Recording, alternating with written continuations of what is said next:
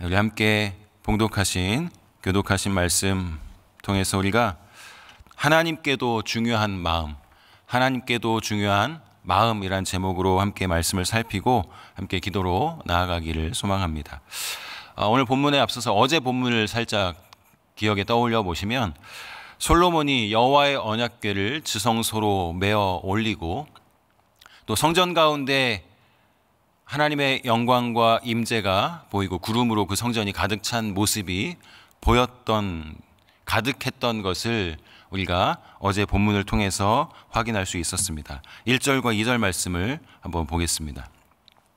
제가 읽겠습니다. 이에 솔로몬이 여호와의 언약궤를 다윗성 곧 시온에서 메어 올리고자 하여 이스라엘 장로와 모든 지파의 우두머리 곧 이스라엘 자손의 족장들을 예루살렘에 있는 자기에게로 소집하니 이스라엘 모든 사람이 다 에다니므월 곧 일곱째 달 절기에 솔로몬 왕에게 모이고 1절 전반부에 보면 이에 솔로몬이 여호와의 언약궤를 다윗성 곧 시온에서 메어 올리고자 하여 사람들을 소집하고 그 언약궤를 다윗성에서 솔로몬의 성전으로 옮기게 됩니다. 10절과 11절 말씀입니다.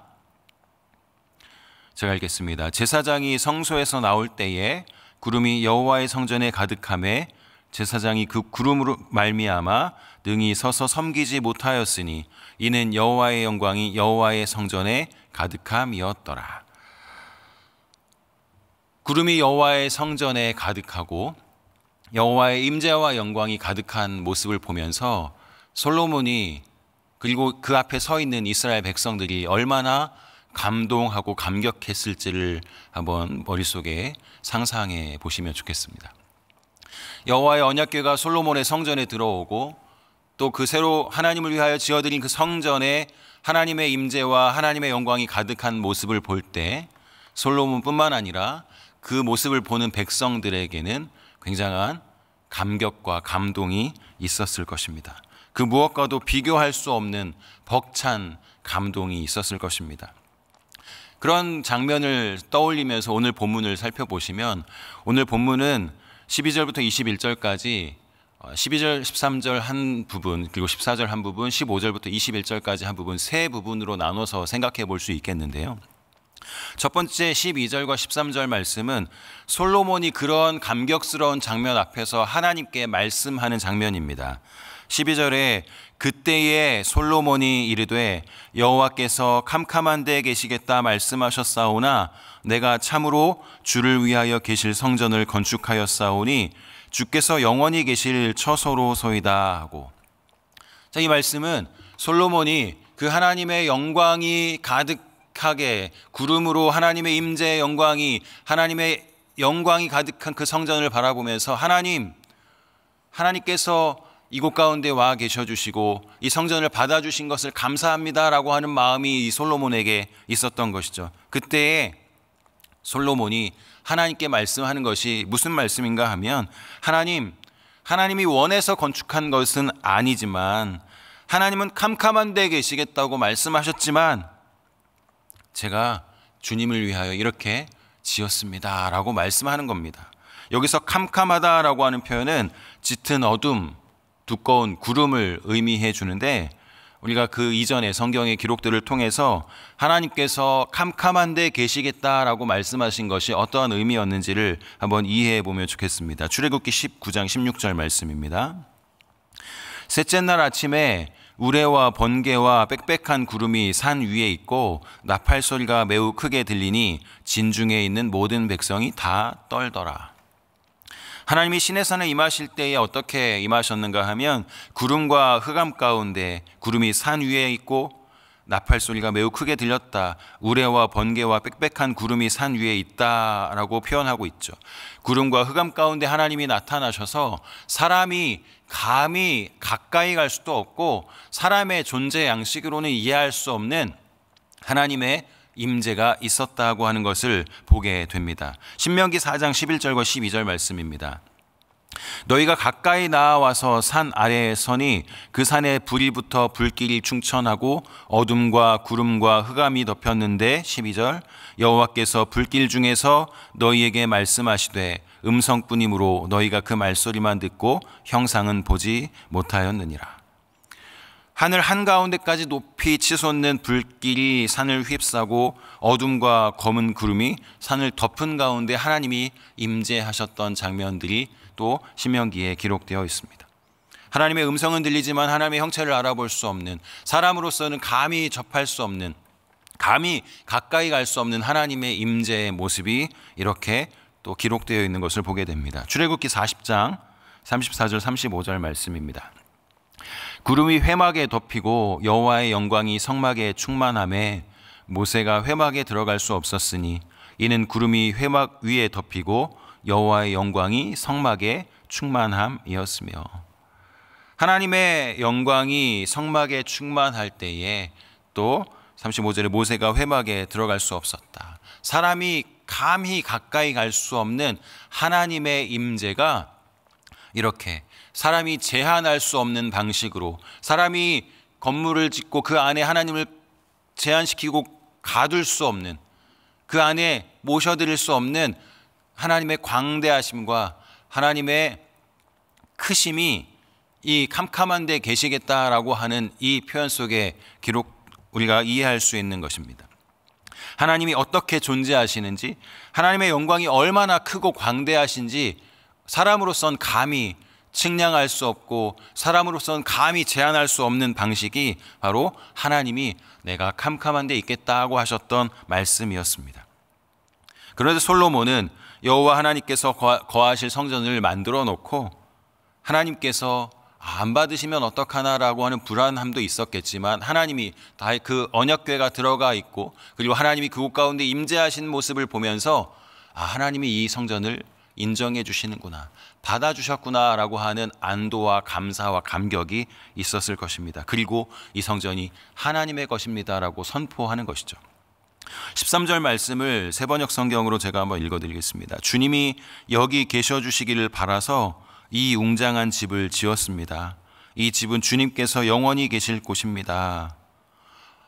그 영광 앞에서, 하나님의 임재 앞에서 솔로몬은 하나님, 제가 하나님이 이곳에 하나님이 이곳에 사시면 좋겠다는 마음에서 하나님 이 웅장한 집을 하나님께 지어 드렸습니다. 하나님 이곳이 하나님께서 영원히 계실 집이 되면 좋겠습니다라고 하나님 앞에서의 그 감동과 감격을 가지고 말씀하는 것이었습니다. 그리고 그 감격에 이어서 14절 말씀은 백성들을 향하여 이제 몸을 돌려서 축복하는 것입니다. 14절 말씀 읽어보면 얼굴을 돌이켜 이스라엘의 온 회중을 위하여 축복하니 그때에 이스라엘의 온 회중이 서 있더라. 솔로몬뿐만 아니라 그 영광을 바라보는 이스라엘 백성들을 향해서 이스라엘 백성들도 그 하나님의 영광을 바라보는 그 이스라엘 백성들의 마음은 어땠겠습니까? 감동과 감격이 백성들에게도 있었겠죠. 그 백성들을 향해서 솔로몬이 몸을 돌이켜서 바라보면서 백성들을 축복합니다.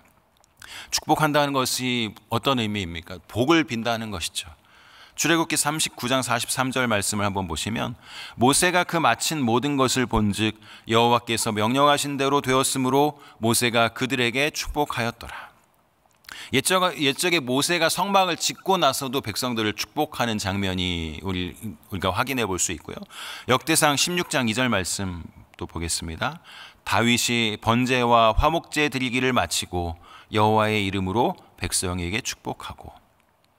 솔로몬의 아버지 다윗도 그러했는데 법궤를 모셔 드리고 나서 이스라엘 역사 앞에서 또 이스라엘 백성들을 향해서 하나님이 우리와 함께 하신다라고 하는 그 기쁨에 이스라엘 백성들을 축복하는 장면을 우리가 확인할 수 있습니다.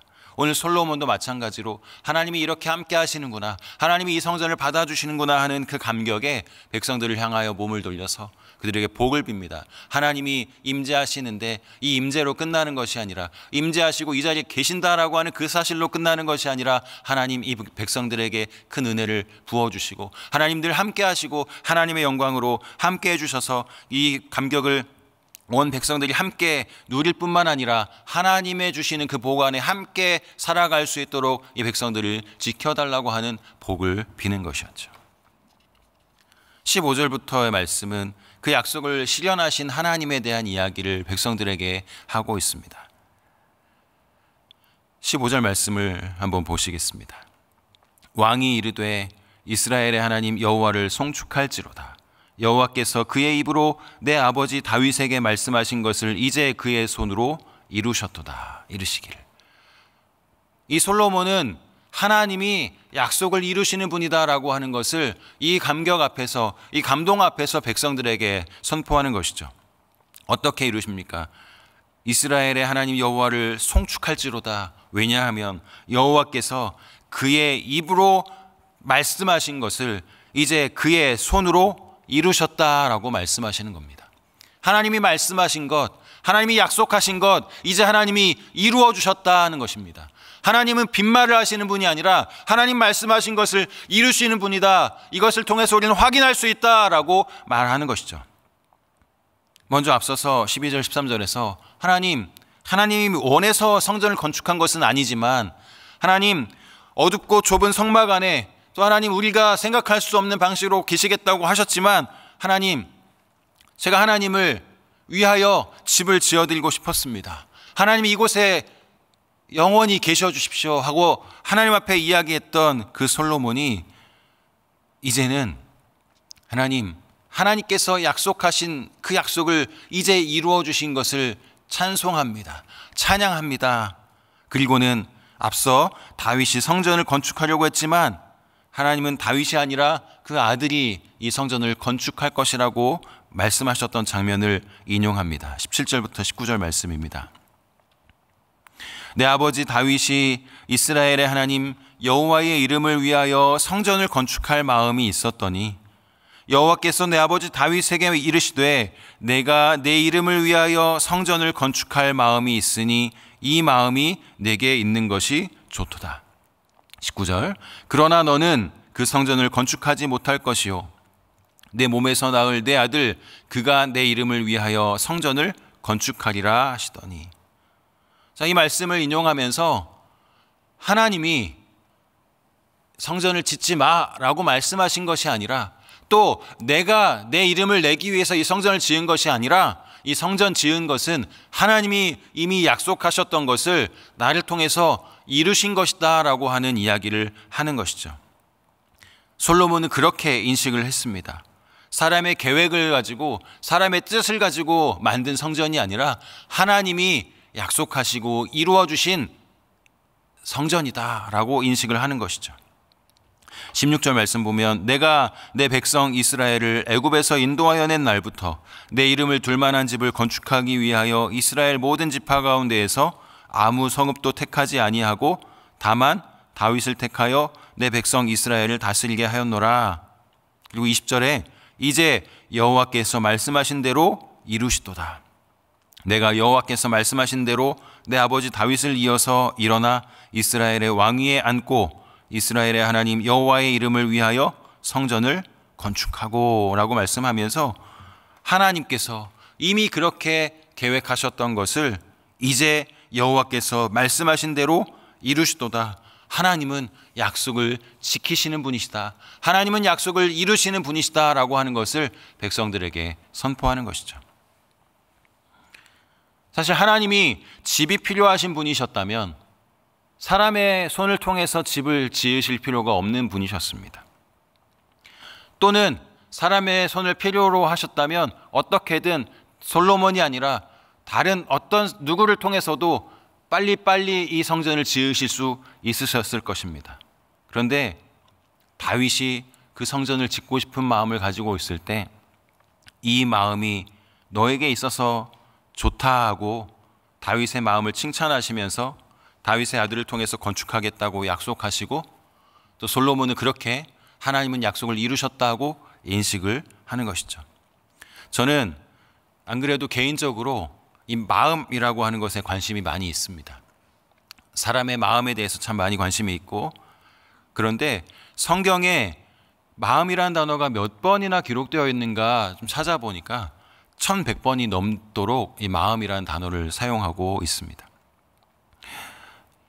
이렇게 1100번이 넘는 마음이라는 단어를 찾아보면서 하나님도 이 마음에 관심이 많으시기 때문에 이렇게 많이 단어를 사용하신 것이 아닐까라고 하는 생각을 해보게 되었습니다.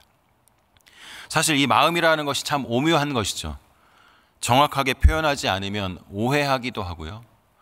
사람을 이해한다고 하는 것이 이 마음이라는 것을 어떻게 바라보느냐에 따라 달라질 수도 있는 것입니다.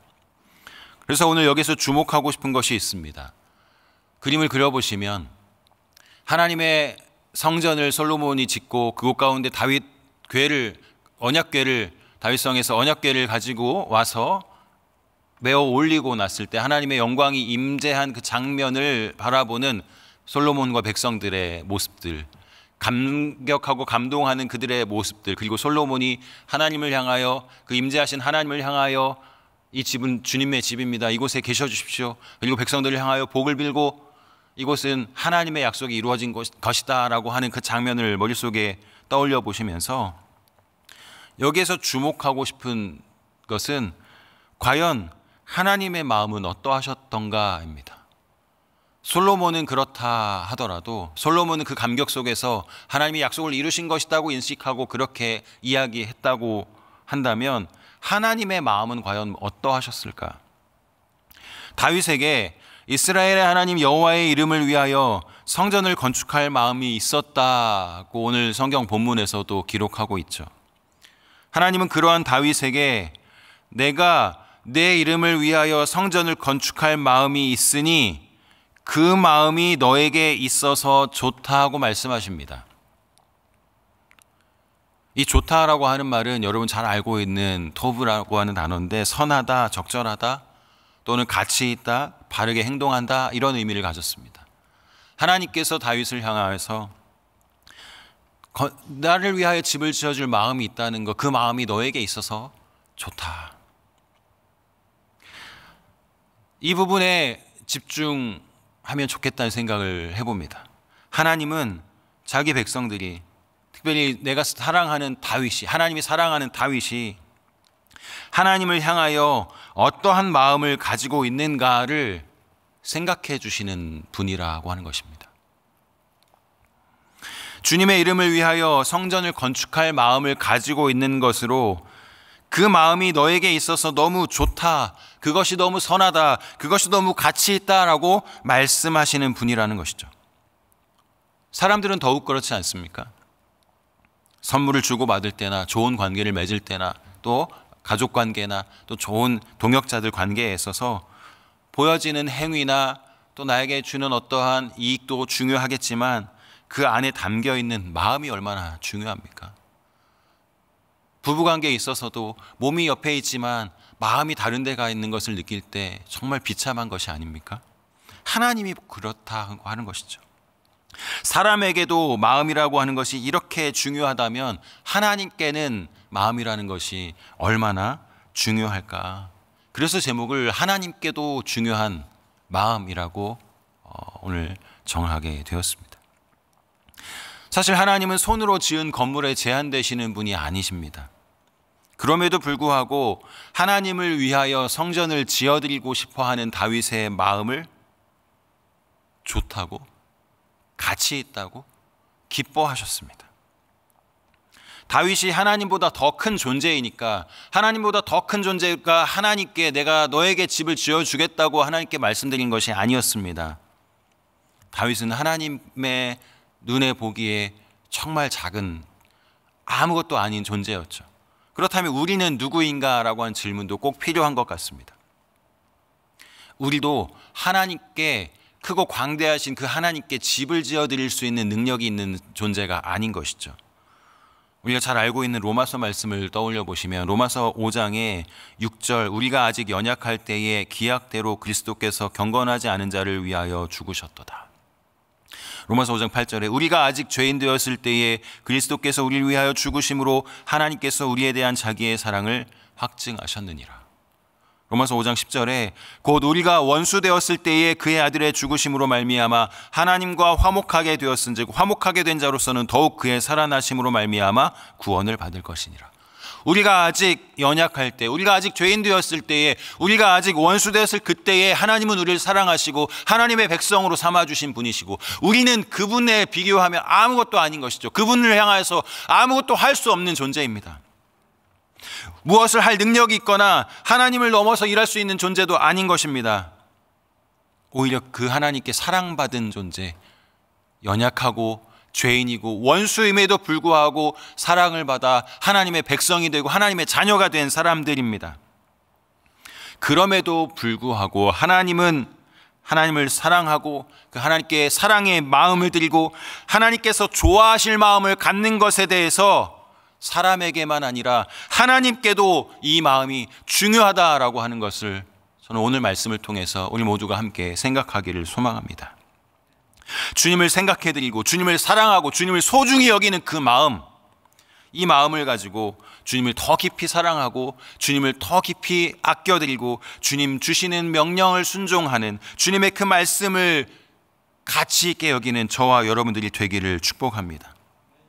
주님을 위한 그 마음을, 약속을 주시고 그 약속을 이루시는 주님께 온전히 드리고 언제든 위엄과 영광 중에 임재하시는 주님, 그 주님과 동행하는 기쁨을 누리는, 그래서 그 마음을, 하나님을 행복하게 드리는 그 마음을 가지고 하나님, 저는 주님을 사랑하기 원합니다. 저는 주님 뜻대로 살아가기 원합니다. 저는 주님 기뻐하시는 일을 행하기 원합니다. 하나님, 저는 주님을 기쁘시게 하기 원합니다 하는 그 마음을 하나님을 행복하게 드리는 사람으로 가지고 살아갈 수 있도록 오늘 이 한 날도 주님을 기쁘시게 하는 그 마음을 가지고 살아가는 저와 여러분들이 되시기를, 또 그리고 그 은혜를 누리게 되는 복된 한 날, 은혜의 한 날이 되시기를 축복합니다. 함께 이 말씀을 생각하시면서 오늘 우리에게 주시는 기도의 제목을 가지고 기도하시고, 특별히 오늘 여러분들 가지고 나오신 기도의 제목을 가지고 기도하시다가 돌아가도록 하겠습니다. 기도하겠습니다. 은혜와 사랑이 풍성하신 아버지 하나님, 참으로 감사합니다.